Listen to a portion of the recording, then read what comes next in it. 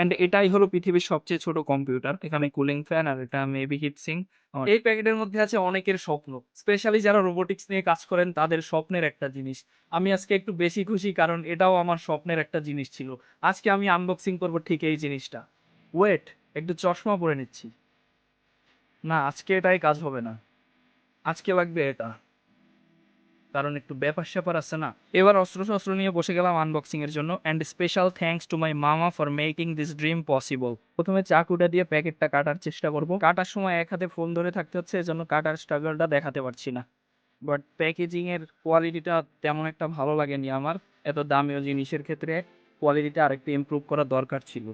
আর কোথা থেকে নিয়েছি দেখাচ্ছি না কারণ তারা আমাকে স্পন্সর করেনি। অ্যান্ড প্যাকেট ওপেন করার পর কিছুটা এরকম দেখাচ্ছে। এখানে বাবল র‍্যাপ দিয়ে তারা সবকিছুকে র‍্যাপ করে দিচ্ছে।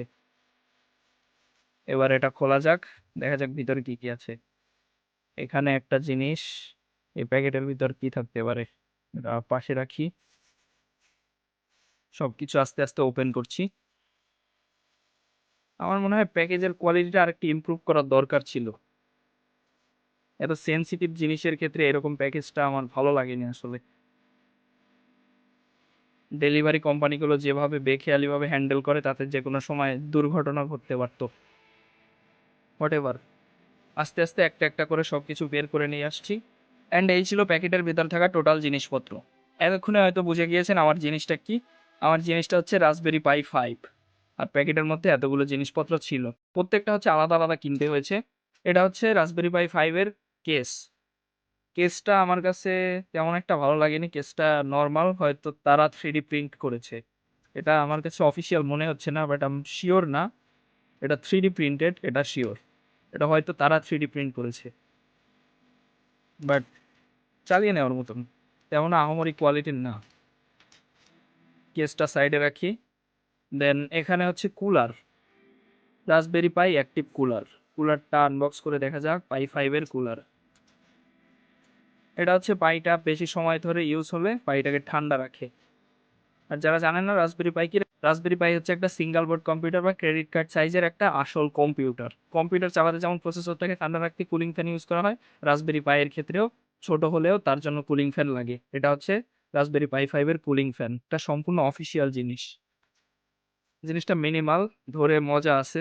জীবনের ১ম এগুলো ধরছি রাসবেরি পাই 5। স্বপ্নের একটা জিনিস ছিল আসলে। যারা রোবোটিক্স নিয়ে কাজ করেন তারা রিলেট করতে পারবেন অবশ্য। কোয়ালিটিটা আমার কাছে বেশ ভালো মনে হয়েছে। এখানে কুলিং ফ্যান আর এটা মেবি হিট সিঙ্ক। আমার ঠিক জানা নেই, ভুলভাল তথ্য দিতে পারি। একটা নরমাল প্যাকেটে মাইক্রো এসডি কেবলের প্যাকেট সাধারণত যেমন হয় ঠিকই আছে।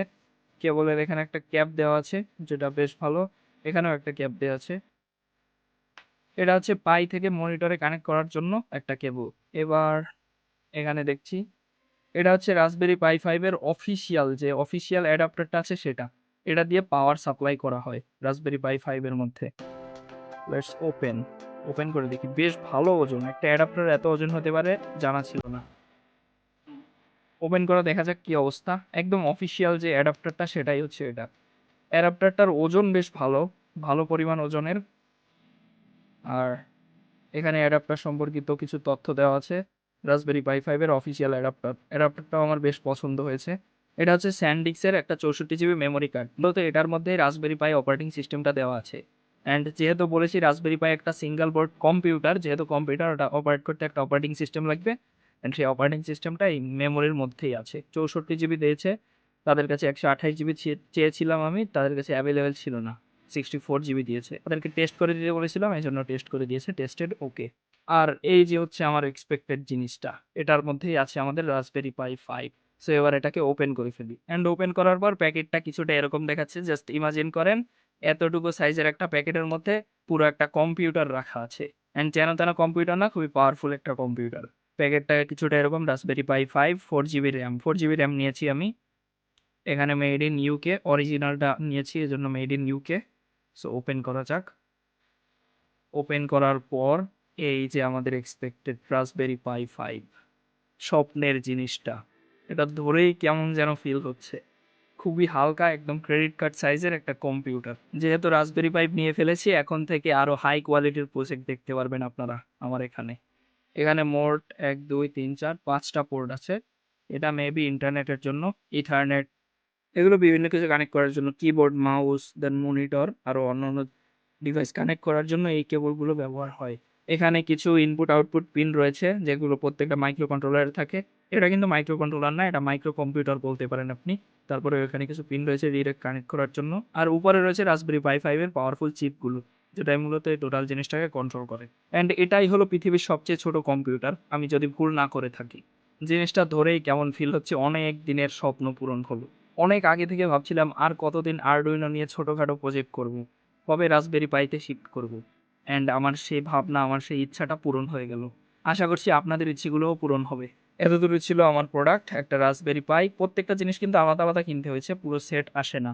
রাসবেরি পাই এর সাথে হচ্ছে, এটা হচ্ছে অপারেটিং সিস্টেমের মেমোরি, দেন অফিসিয়াল অ্যাডাপ্টার, অফিসিয়াল হচ্ছে, অফিসিয়াল বলবো না, এটা হচ্ছে কেস, দেন এটা হচ্ছে অফিসিয়াল কেবল।